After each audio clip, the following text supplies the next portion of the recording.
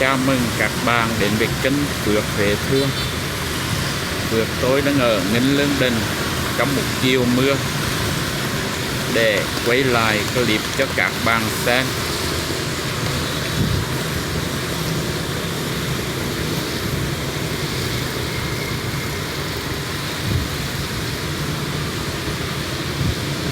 Nhà thơ Nguyễn Bỉnh có viết: trời mưa ở Huế sao buồn thế, cứ kéo dài ra mãi mấy ngày.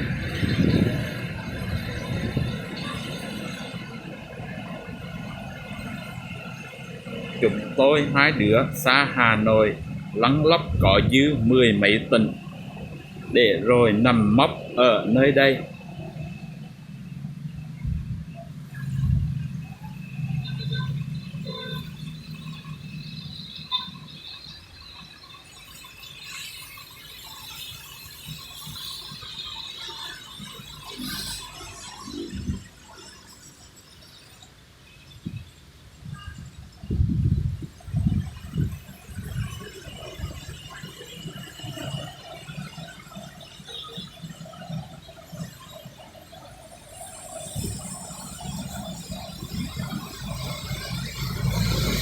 Một nhà thơ nào đó đã thốt lên: trời mưa ở Huế tối đất, tối trời thối đất, giam hãm cả tuổi thanh xuân.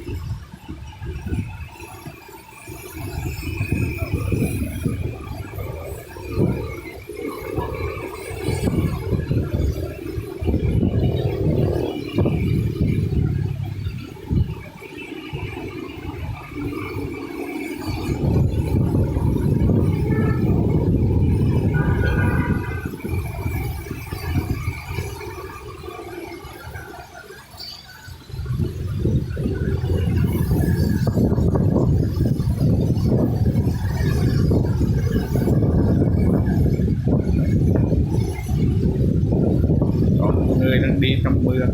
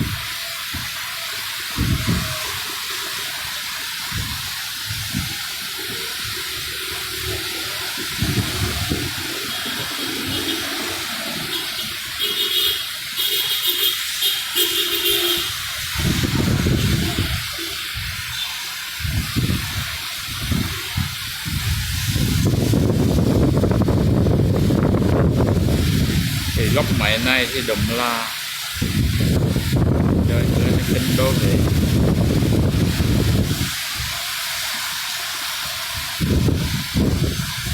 Các bạn thấy kiến trúc Chiều Nguyễn thì trước mặt chúng ta là phố Vương Lâu, dòng sông Hương thì đang dâng lên cao.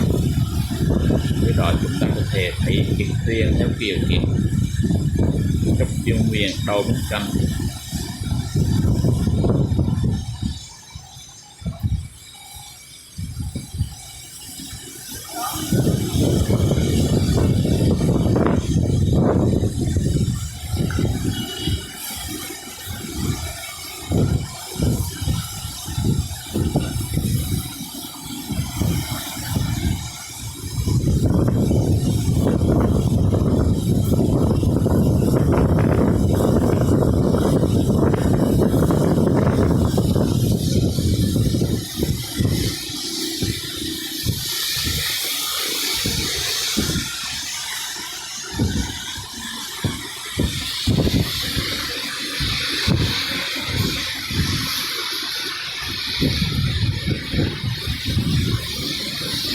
Đứng ở những lưng đình này nhìn núi phía sau hoàn thành có một cờ thì chúng ta thấy rất là yên tĩnh, nhưng mà nhìn ra thì trước đường Lê Duẩn đây thì sẽ có đi lại rất là đông vui.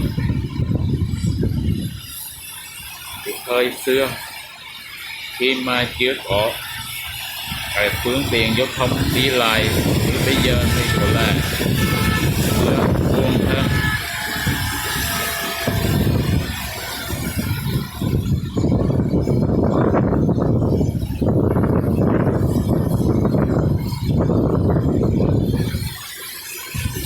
Phần lớn chúng ta khi nhìn thấy mưa Huế đều cảm thấy buồn, và nhà thơ Tổ Hữu thì có viết: nỗi lòng chí rứa Huế ơi, mà mưa xối xả trắng trời thừa thiên.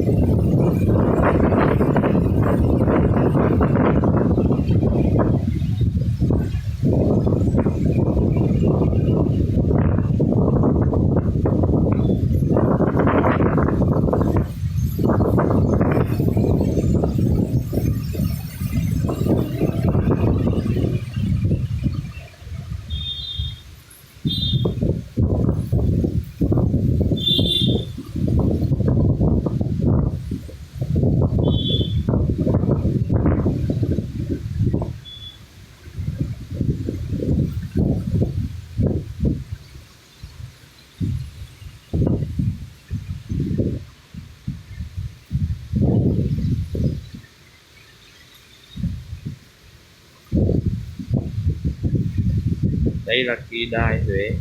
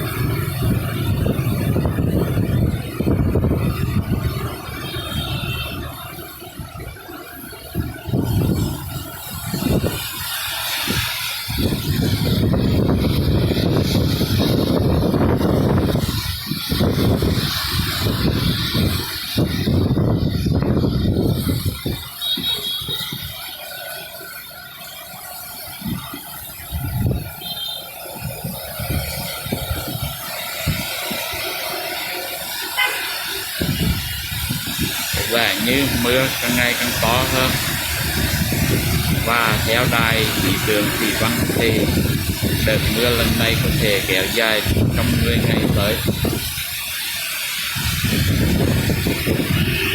Cảm ơn các bạn đã xem clip về chiều mưa tại thành phố Huế. Xin các bạn vui lòng đăng ký theo dõi kênh Phước Huế Thương và chia sẻ cho bạn bè mình cùng xem chung. Cảm ơn các bạn nhiều nhiều.